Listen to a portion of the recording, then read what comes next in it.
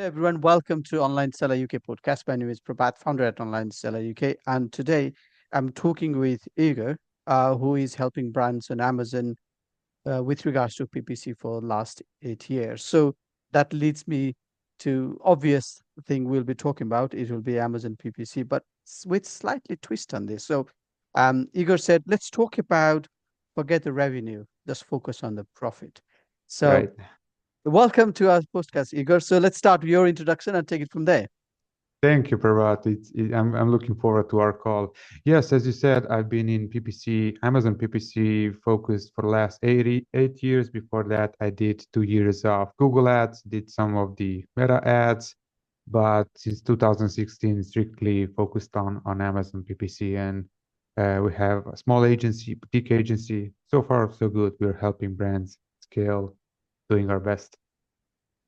Excellent. So then let's talk about get to the topic. So, you know, obviously PPC does increase the revenue, but why do you think revenue is not important on Amazon?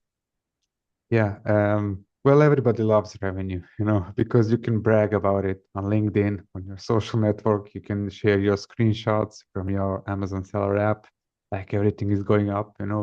But at the end of the day, like you cannot pay bills with revenue. You cannot grow business on strictly on revenue.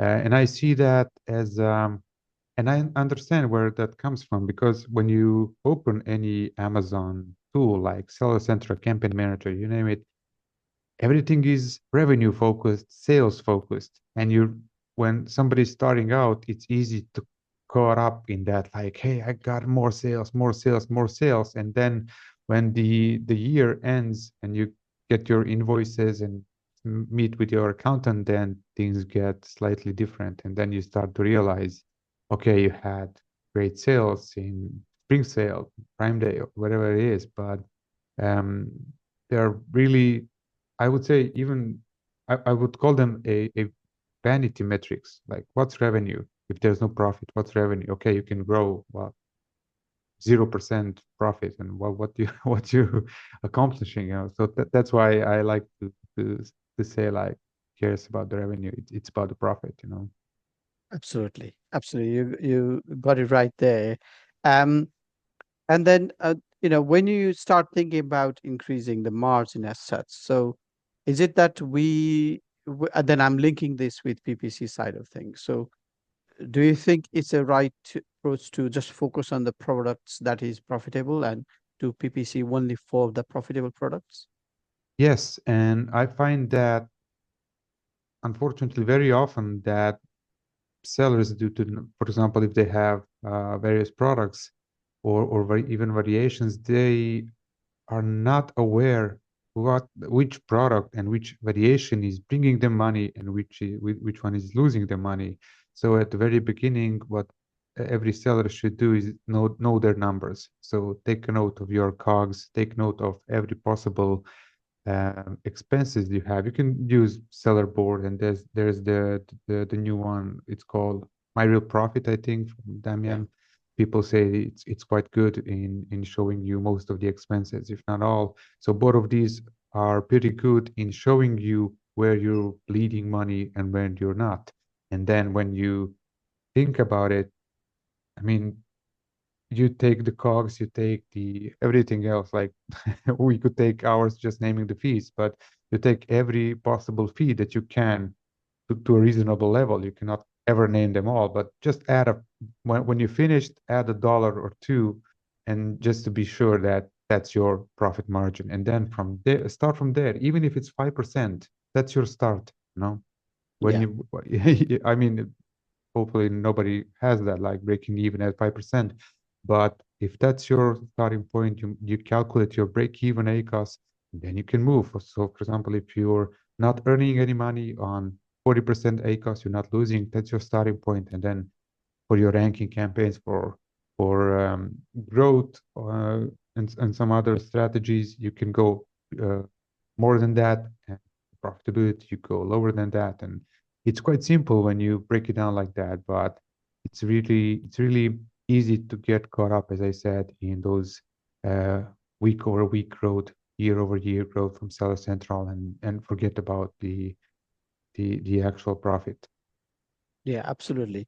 Now I'm going to link up the profit with the best-selling days with Amazon, like Prime days and things like that. So obviously sales go up in those periods because there's a lot of Yeah. hype about it. Amazon markets did really, really well.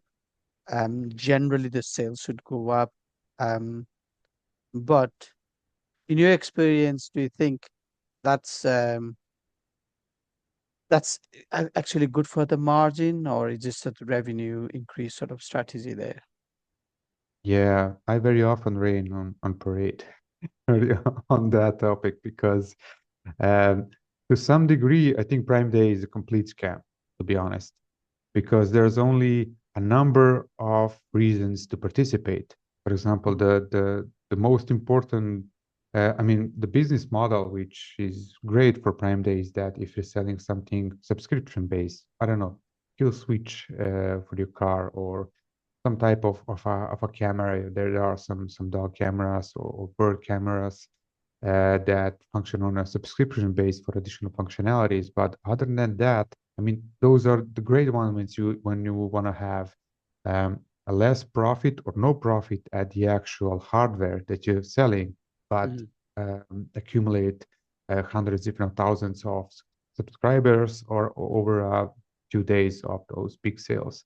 But other than that, we saw year over year that Prime Day is a slaughterhouse. Like everybody's raising budgets, everybody's raising PPC, and I get that. Even we from the service providers pool, everybody look to us with new strategies for Prime Day, like, hey, what to do this year? And I was always like, the same thing as you did last year. So there's no yeah, change. So go yeah, look up our last video from year before and the year before that. mhm, So to win on Prime Day, you need to be killing it for the whole year. So yeah, building your organic rank, focusing on your business, just getting everything well done. Then Prime Day is just a regular day, I would say. And I very often advise sellers not to spend too much if it doesn't make any sense. Okay, maybe if there's a strategy to maybe grow organic ranks and just yeah, do that for a product or two. But other than that, it's really margins are lower if even not existing. So yeah, yeah, just yeah, always the context. That's the point. So just don't get caught up in that like big sales yeah, day because if you're not having 20% of a discount, what's the point then? And yeah. you cannot afford that. Yeah, absolutely. And sometimes it can work for, say, for example, subscription-based products where Right. they can gain the new customer where otherwise would have, continued with the same brand, something like that. So it can work in that model. But, I get you in terms of margin again, it's going to be difficult. So I think that the next thing I want to talk to and ask you about is the balancing act between, you know, getting margin right and also growth of the business as such. Um, so I think that's a tricky balance. So how do you explain if we want to balance them? How can it be possible? Yeah, well, I can say talk about from the advertising perspective, if that's Okay, okay, yeah, absolutely. um, because there are many nuances to that. But from advertising perspective, um, similar to what I mentioned, so the starting point is that we need to know our numbers. So we see sellers as partners. So whenever any time that we partner with somebody to help them with advertising, so the first thing is what are your numbers, and then if as I said, if it's a 40%, you're breaking even. If you're just starting out, then we clearly set the expectations. Don't expect profitability at the start of your selling on Amazon. That that's a fairy tale. So you need to focus on the long term as everything on Amazon, except if you're selling from China, they have a different mentality or selling. They're not so like, hey, I want to exist on Amazon for 5 years, 10 years, 20 years. They just like to accumulate the biggest amount of money in shortest period of time, and they don't care if it's going to be a week, they'll restart again. But for the other kind of sellers from Europe and US and Western world.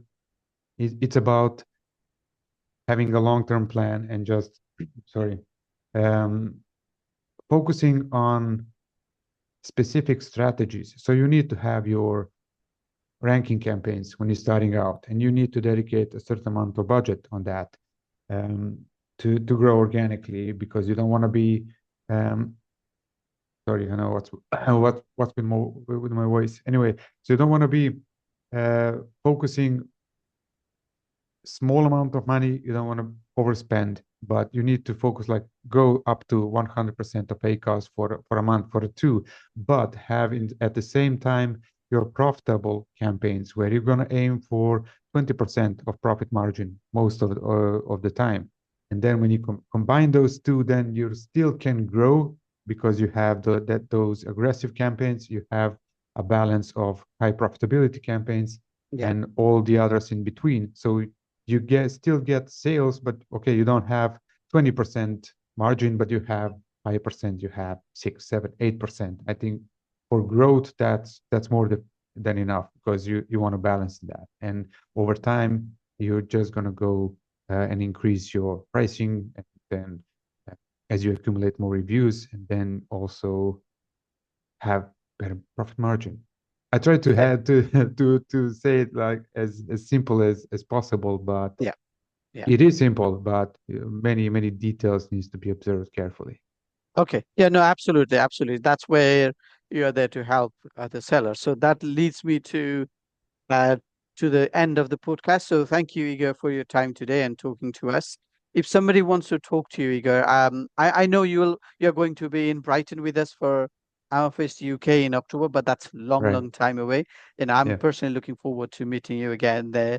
But if somebody wants to book a call with you and talk to you about the margin situation, and so where is the best place to find you?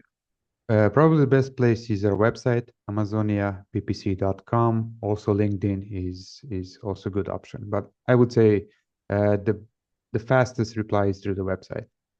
Absolutely. Now, thanks again, Igor, for your time today, and let's speak to you soon. All the best for My now. pleasure. My pleasure. Bye bye.